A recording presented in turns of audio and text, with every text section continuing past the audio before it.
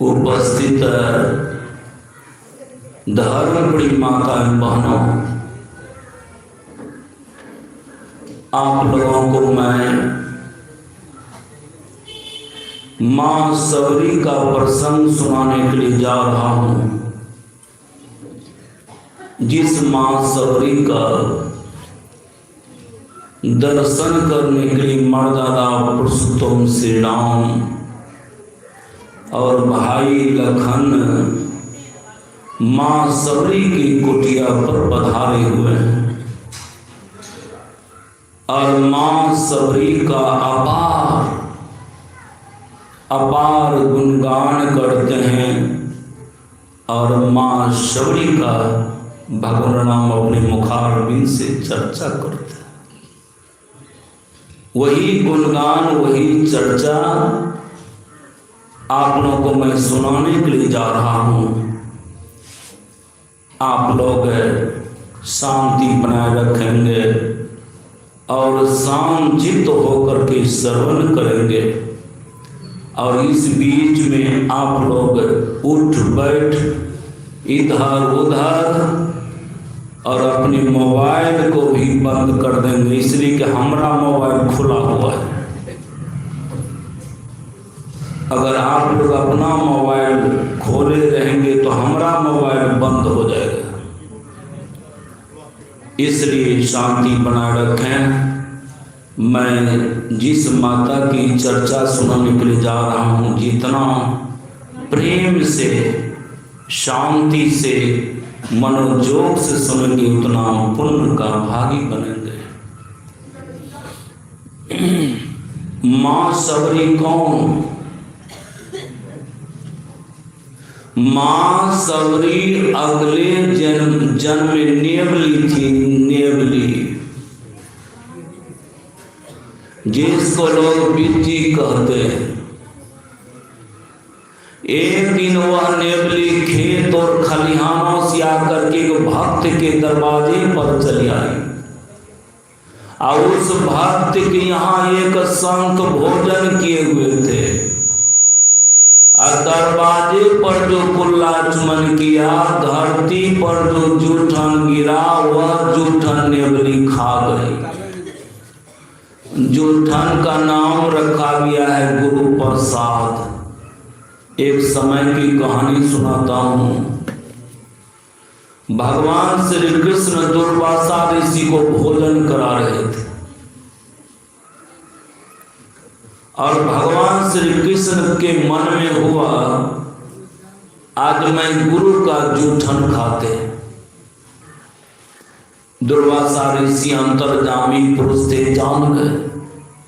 दुर्वासा ऋषि कहते हैं, सुनो कृष्ण, ये जूठन खाने के लिए नहीं दूंगा, ये जूठन तुम्हारे शरीरों के ऊपर लगा दूंगा।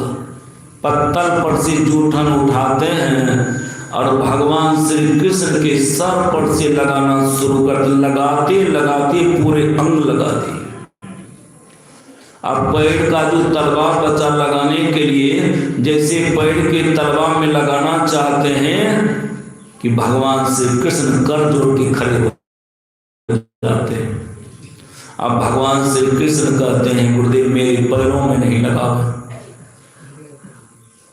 अगर मेरे पैरों में लगाते हैं तो पाप लगेगा, इसलिए कि ये गुरु प्रसाद है।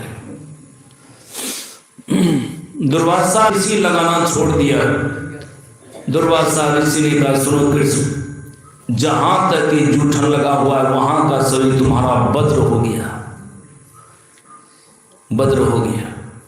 महाभारत के युद्ध में तुम अर्जुन का सारथी बनोगे, तुम्हारे शरीरों पर हजारों लाखों बाण लगेगा, लेकिन एक भी बाण तुम्हारे शरीर के अंदर नहीं समा पाएगा। वही गुरु प्रसाद नेवली खा गई। उनके संस्कारों से दूसरे जन्म में राजा की रानी हो गई। रानी तो चहटबाड़ी के अंदर रहती थी, कहीं से सत्संग की आवाज आवे वहां जाने के लिए तरफड़ाने लग जाती थी, लेकिन राजा साहब मना करते थे, सत्संग में नहीं जाओ, लोग देखेंगे तो निंदा करेंगे। अगर सत्संग सुनने की अगर इच्छा है, संत की सेवा करने की इच्छा है, जो संतान आएंगे हवेली भेज दिया करूंगा। अब जो संत आवेले हवेली भेजता, रानी सेवा करे और मस्त होकर के सत्संग सुने। एक पहुंचे हुए संत आ गए, रानी ने उनकी बड़ी सेवा किया, संत खुश हो गए। संत कहते वरदान मांगो, मांगो वरदान, क्या चाहती हो। रानी सोचती है ऐसा मौका फिर नहीं लगेगा। रानी कहती है गुरुदेव मुझे 4 वरदान दे दीजिए।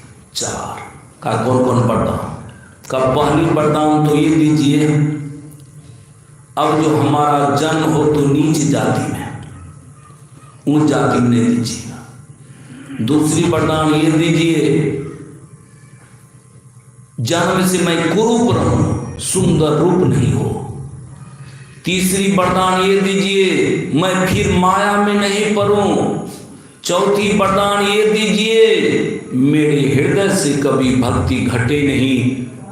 हवा संत कहते जाओ तुमको 9 प्रकार की भक्ति की प्राप्ति होगी। तीसरे जन्म में जाकर के सबर की हम जन्म लिया,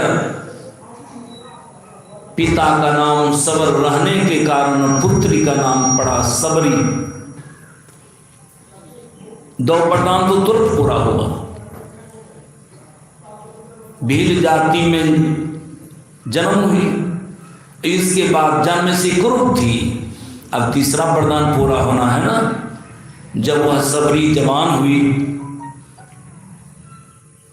तो उनके पिता ने क्या किया, एक लड़का को पकड़ के लाया और उसी सबरी को शादी कर दिया।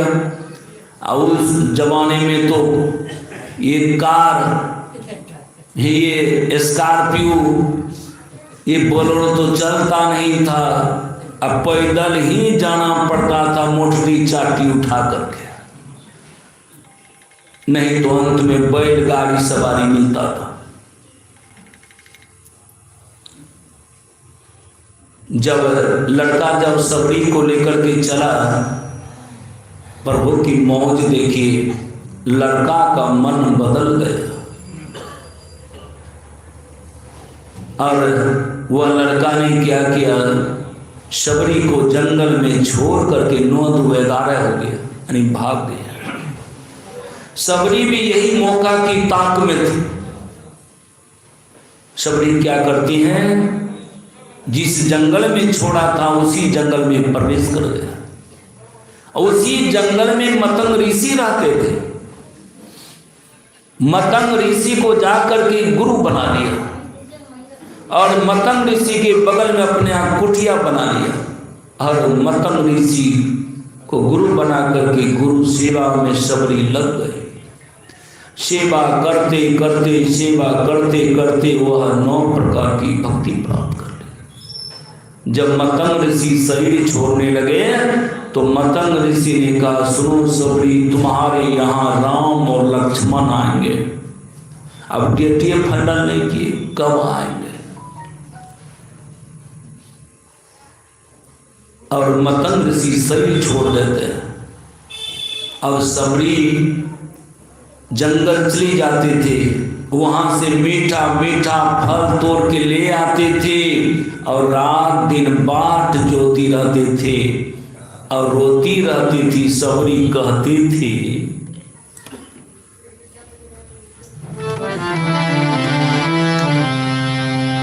कब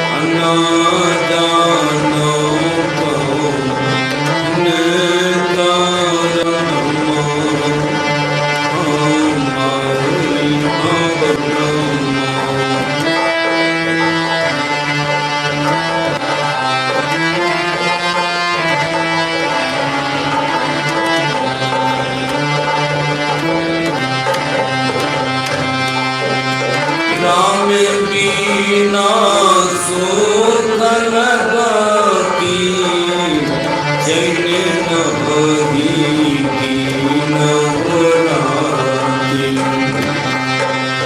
राम बिना सुख लगती चैन नहीं दीन राती।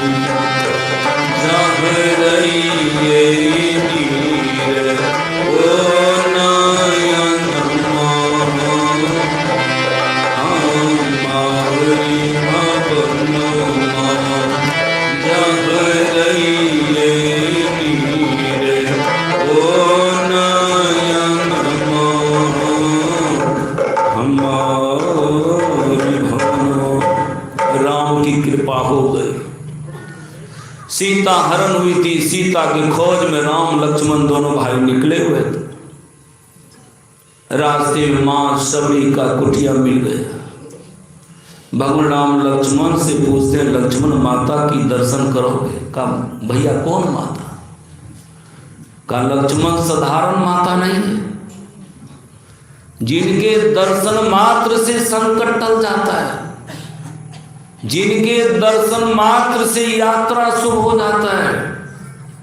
लक्ष्मण कहते भैया तब तुम मां सीता के लिए मैं अवश्य दर्शन करूंगा, जो ये संकट टल जाए। दोनों भाई पधार गए। पधारते ही प्रेम में मग्न हो गए, बैठाने का ख्याल नहीं रहा। सबरी को याद आती है बहुत दिनों से। कितने दिनों से मालूम है? गुरुदेव के बचनों में है, सबरी ने भगवान राम के लिए 13,000 वर्ष इंतजार किया था। कितना दिन? 13,000 वर्ष। सबरी दौड़ के चली गई कुटी के अंदर फल लाने के लिए, और वहां जाते जाते वह भी बिसर गए। दौड़ के बाहर निकलते हैं, यहाँ आते आते वह भी बिसर गए कि प्रभु का चरण पखारे, वह भी नहीं कर सके। दौड़ कुटी के अंदर जाए, बाहर आवे, अंदर जाए। भगवान राम कहते लक्ष्मण हे पगली कभी नहीं कह पाएगी बैठने के लिए, बैठ जाओ अपने से। वहां एक चट्टान था, बैठ गए। अंत में कंदमूल फल ला के रख दी और चीख चीख के खिलाने लग गए। खिलाने के बाद स्तुति करती है कि ही विधिया स्तुति करो तुम्हारी, अधम जाति में जरमति भारी।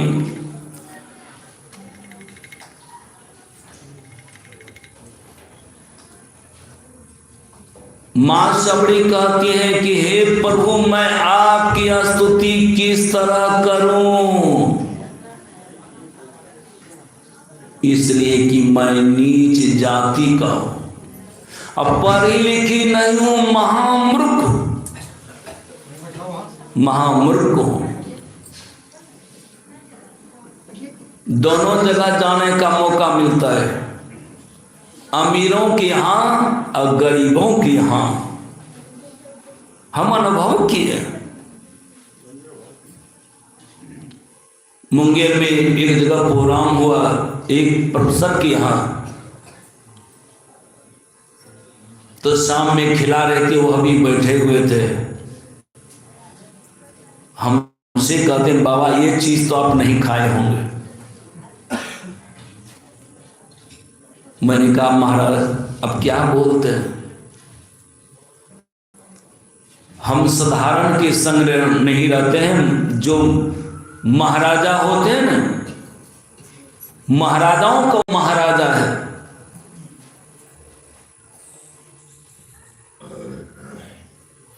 और इनके चरण शरण में रहने से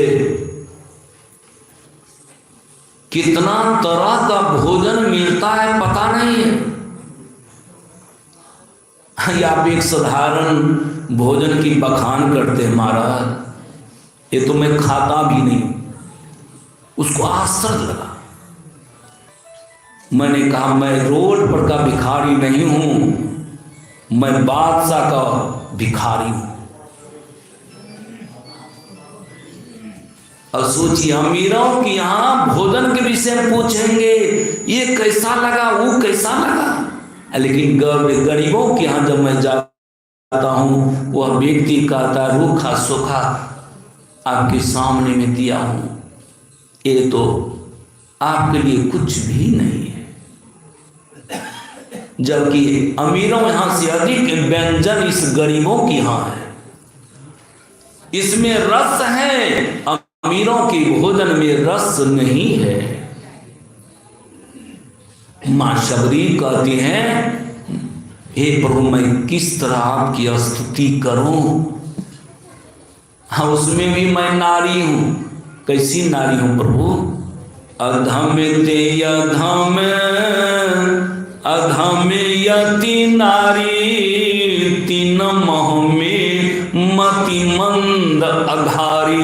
हे पाप के शत्रु, जो नारी नीच अत्यंत नीच होती है, और उसमें भी मैं मंद बुद्धि का। भगवान राम सोचने लगे, आए थे हरि भजन को ओटन लगे कपास, हम आए थे दर्शन करने के लिए, पगली क्या से क्या मुझको कह रही है, इसका मतलब ही सोच रही है क्षत्रिय है, मैं भील जाति का और मुसर जाति का, क्या मेरे प्रेम को स्वीकार करेंगे? ये तो राजा महाराजा जैसा हो जाता है। भ्रम को दूर करना चाहिए। भगवान कहते कह रघुपति सुनो भामनी बाता, मानो एक भक्ति करना। सुनो, तुम जो सोच रही हो ना, मैं वह नहीं हूं। तुम नीच जाति का रहो या ऊंच जाति का, तुम पढ़ी लिखी रहो या महामूर्ख रहो, तुम स्त्री रहो कि पुरुष रहो, उससे हमको कोई ताल्लुक नहीं है।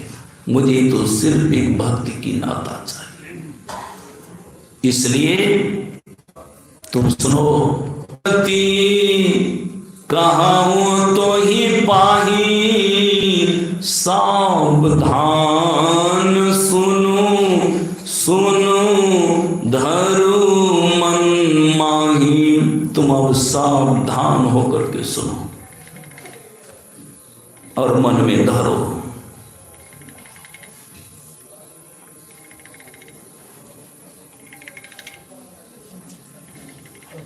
क्या सावधान कर रहे हैं? आप लोग भी सावधान हो जाइए। एक आदमी बराबर सत्संग में जाता था, सत्संग तो सुनता था, अंदर में धरता नहीं था, धरता नहीं था। उनका लड़का एक दिन मन में सोचा, पिताजी जो बराबर सत्संग में जाते हैं तो वहां पर जाकर क्या सुनते हैं? लड़का क्या किया, पिता को आगे बढ़ने दिया, अब पीछे से लड़का भी चला है। पिता आगे बैठा हुआ था, लड़का पीछे जाके बैठ गए। उस दिन गुरु जी का प्रसंग था, सब में ईश्वर है, सब में ईश्वर है, सब कुछ ईश्वरे का है।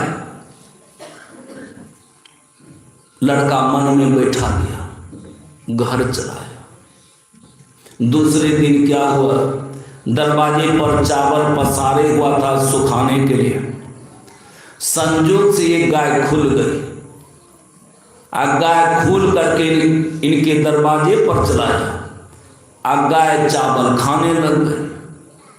लड़का को दिया था चौकीदारी में, वही लड़का को गुरुजी की बात याद आ गई। कल गुरुजी कह रहे थे सब में ईश्वर है, जब सब में ईश्वर है तो गायों में ईश्वर होगा, और जब गाय में ईश्वर है तो चावल वो भी तो ईश्वर एक है। अगर ईश्वर अपना चावल खा रहा है तो भगाने की क्या जरूरत है? नानक साहब भी कहे राम की चिड़िया राम के खेत और खा लो चिड़िया भर भर पेट। लड़का मंत्र पढ़ रहा है, गाय बेचारी लप लप लेके एकदम दे रही। तो में पिताजी चलाए। अब पिताजी देखा लड़का मंत्र पढ़ रहा है, गाय चावल खा रही, ये भाग नहीं रहा है। कहे क्या मंत्र पढ़ रहा? कहा पिताजी खाने दीजिए, यही मंत्र पर काम चलेगा। करे क्या बोलते? कहा पिताजी सही बोलते। अब कल सत्संग में थे ना? कहाँ थे? कल गुरुजी क्या कर रहे थे? गुरुजी कह रहे थे ना सब में ईश्वर है, सब कुछ ईश्वर का है। आप भूल गए? हम भी आपके पीछे में बैठे हुए थे।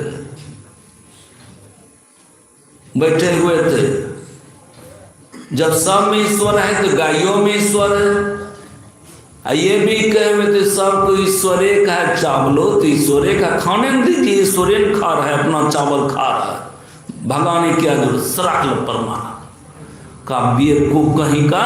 हम जब सत्संग में जाते हैं तो जो कुछ सुनते हैं वहीं छोड़ देते, तो घर उठा के लेके चला गया, ये तो घर उठा के लेके चला गया।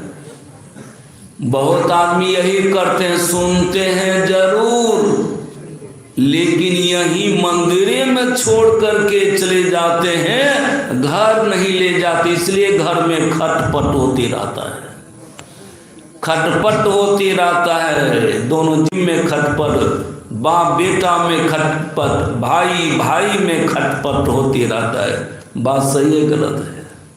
सत्संगी है वो आदमी कहता है हमको बाबा घर में शांति नहीं छे, पूरे परिवार सत्संगी छिए, इसका मतलब है गुरु के ज्ञान को धारण नहीं किया है।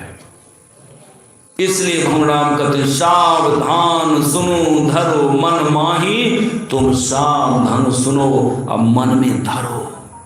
क्या धारण कीजिएगा, क्या धरिएगा अंदर? तो भगवान कहते हैं प्रथम भगति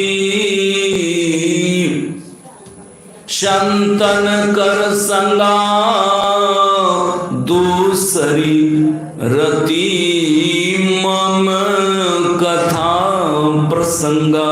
प्रथम भगति संतन कर संगा।